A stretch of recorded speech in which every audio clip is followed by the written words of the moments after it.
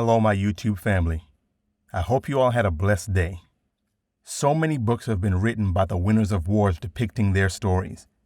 I think it is time for our story to be told. I encourage all of you to research for yourselves and learn the true history of our people. Teachers, you can use these videos to teach lessons in your Black History class.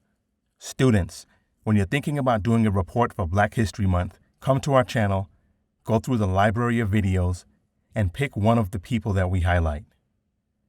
Out of the millions of potential subscribers, we just want to reach one so each one can teach one. Let's get familiar.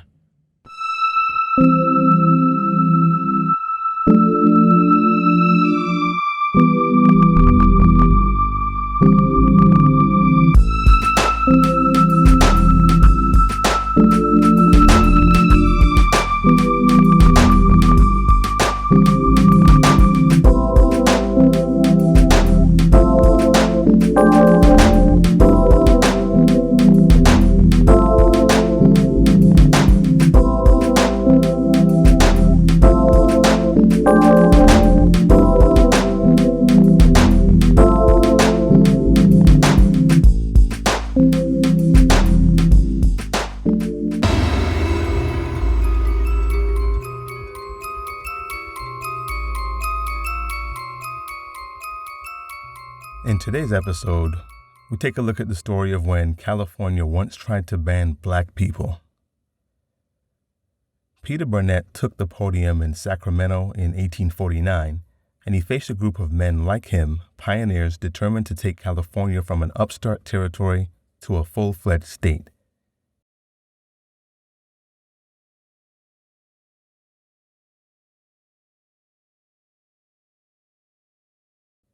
He had been elected California's first governor just a day before, and as he addressed his fellow legislators, he brought up one of the most explosive issues of his time: the place of Black people in the future state.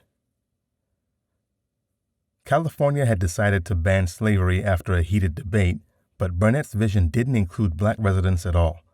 In front of the crowd, he said, "It could be no favor and no kindness to permit free Blacks to settle in the state. While it would be the most serious injury to us, had they been born here and had acquired rights in consequence, I should not recommend any measures to expel them. The object is to keep them out." Burnett wasn't alone. In his vision of a California that banned Black people, throughout the 1840s and 1850s, California citizens and legislators fought to ensure that free Black people would be prohibited from immigrating to or living in California. Their efforts eventually failed, but they reflected the fear and racism faced by Black people in the American West. Elizabeth Flake Rowan was a freed slave when she entered California territory.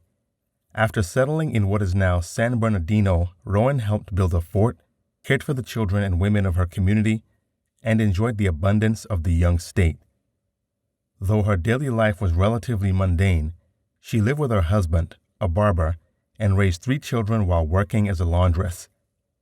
She was perceived as a threat by the Californians who wanted her and others like her excluded from the state altogether.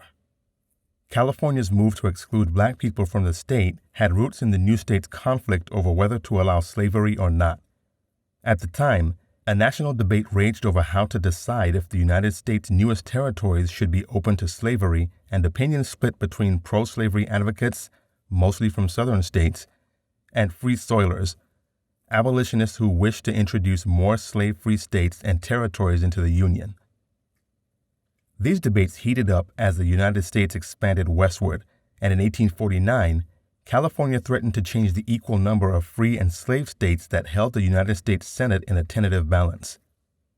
In 1850, there was a series of laws intended to keep the interests of the slave owners and abolitionists in balance. This was called the Compromise of 1850. This is when California entered the Union as a free state. At this time, many delegates, even those who were against slavery, called for the new state to bar free Black people from the state altogether. In some areas, free Blacks were driven out of town or subject to segregation, but a growing minority wanted them banned from the new state altogether. Inspired by Oregon's laws forcing free blacks to leave the state, the first such law took effect in 1844, when the Provisional Government of Oregon voted to exclude black settlers from Oregon's borders. The law authorized a punishment for any black settler remaining in the territory to be whipped with not less than 20 nor more than 39 stripes for every 6 months they remained. Additional laws aimed at African Americans entering Oregon were ratified in 1849 and 1857. The last of these laws was repealed in 1926. The laws, born of anti-slavery and anti-black beliefs, were often justified as a reaction to fears of blacks instigating Native American uprisings. Morton and Mccarver, a Kentuckian who had spent time there, brought a resolution to exclude free blacks from California, too. The debate that followed revealed the depth of anti-black sentiment in the territory. Mr. Mccarver said, "Depend on it, you will find the country flooded with a population of free Negroes." He said that the potential wave of immigration would be the greatest calamity that could befall California. McCarver's proposal was ultimately rejected, but it had a long afterlife even after California became a state. As I mentioned earlier, its next proponent was California's first governor, Peter Burnett, when he took the podium in 1849. He, too, had lived in Oregon, where he signed the state's first laws excluding black people. After moving to California during the gold rush, he returned to politics and resumed trying to ban black people from the American West. Dear people of African descent, you may think it's boring to become well-versed on the atrocities we have endured throughout our world history, but this Black History Monday series is for all of you to learn the truth and rediscover hidden historical impacts made by and against all of our ancestors. The systematic impact of black hate is still destroying us. We constantly have issues with each other. We hunt each other like wild animals. And instead of pooling our resources to finally overcome, we still make a conscious decision to ignore our heritage, turn our backs on self-empowerment, and act as though any programs made to provide detailed history to all of our people is unimportant and you don't need to pay attention to it.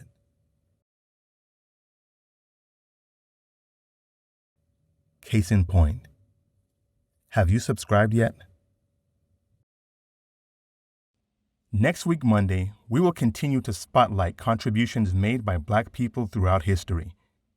Don't forget to subscribe, like, and share this valuable information with your loved ones. Click the notification bell so you will be notified when we upload new videos. Find the Awakening Frequency on Twitter and Instagram, and also Facebook. Again, researching is key. Always do your own research and never just listen to what people tell you.